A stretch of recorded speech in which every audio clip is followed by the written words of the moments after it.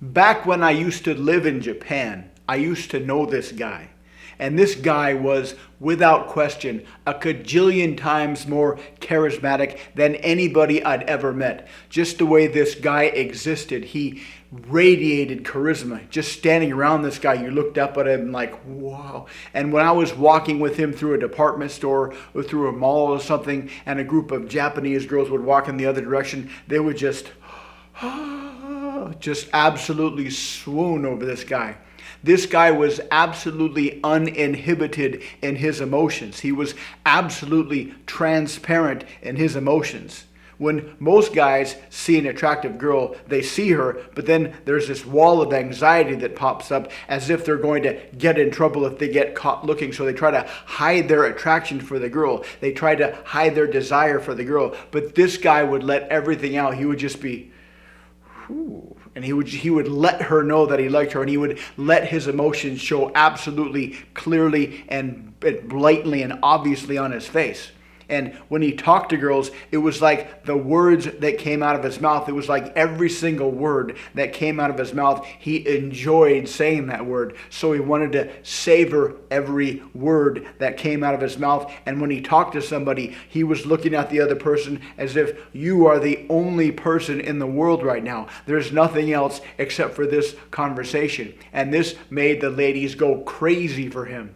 And I asked him how he came to be this way, or if he was always this way. And he said he wasn't. He said he used to be a regular guy that struggled with women, but he deliberately went through a series of practice exercises where he specifically practiced not talking to girls, but talking to girls and pushing himself as far outside of his comfort zone as he could. And he found this kind of one tipping point that changed everything.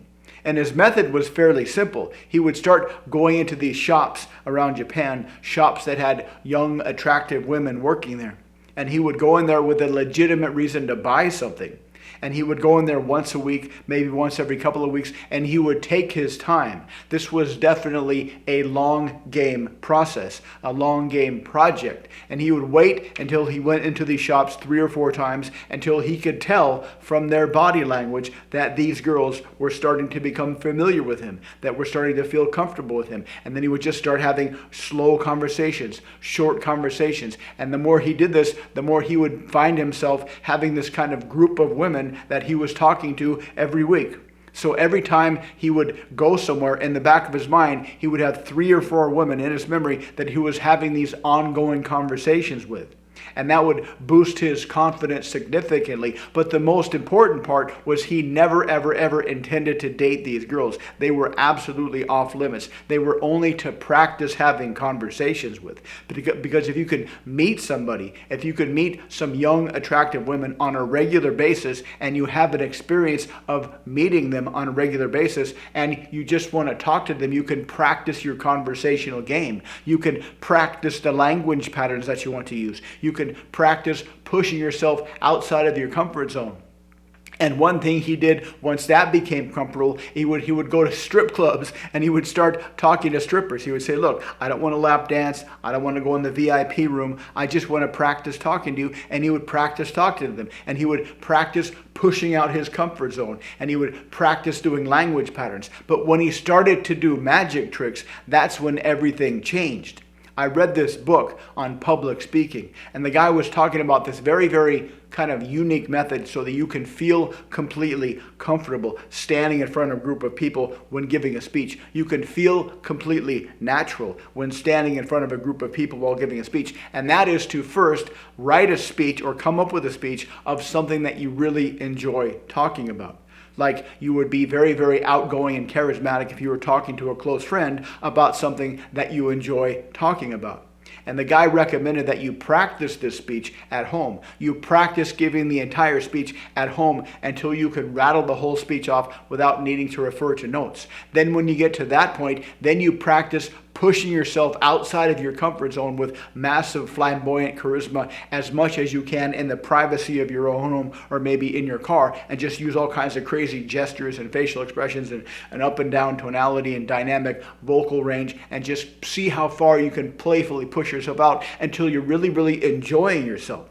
And then you give that same speech as much as you can in front of other people. Now, clearly, you're going to be a little bit more subdued in front of other people than when you are at home. But if you can really, really enjoy speaking, it's kind of like a shift in your mind happens. You suddenly shift from the old school kind of public speaking where you feel like you're asking for their approval, or you feel like you're opening yourself up to potential rejection. But when you use this technique, when you use this model, you enjoy saying whatever you're saying. You enjoy the words coming out of your mouth. You enjoy making all these crazy gestures, and they just happen to be there watching you when you're doing it. And so you shift into the mindset of, I enjoy being myself. I enjoy saying what I'm saying right now. I enjoy talking about what I'm talking about right now. And if there's nobody here, or if there's people here, that doesn't really matter. I just enjoy being myself. This is kind of the goal of outcome independence. And once you get close to that point in your mind, you'll start to realize that the more you push yourself outside your comfort zone, the more people will give you massive response,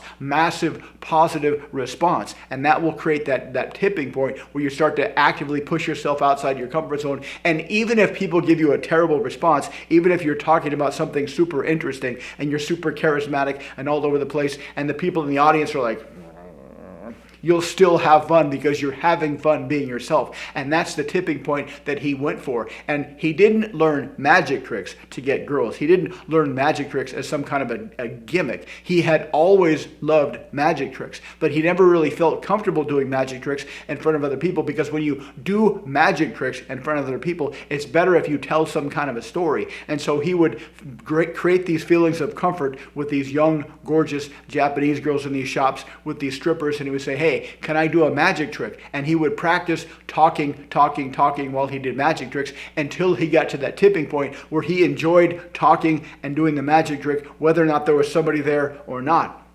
And once he got to that point, he would just walk up to strangers in bars and say, would you like to see a magic trick? And he would start doing these magic tricks and talking and being as outside of his comfort zone as he could. And the more he pushed himself outside his comfort zone, the more people would respond to him very, very positively. And so he has this attitude that he drilled in through practice, a non-natural attitude that he drilled in through practice, that he loves being himself. When you talk to this guy, you can tell that this guy loves being himself. And if you can get that attitude, if you can build in that attitude to just enjoy being yourself, enjoy expressing yourself, enjoy talking about the things that are inside your brain, everybody will absolutely fall in love with you.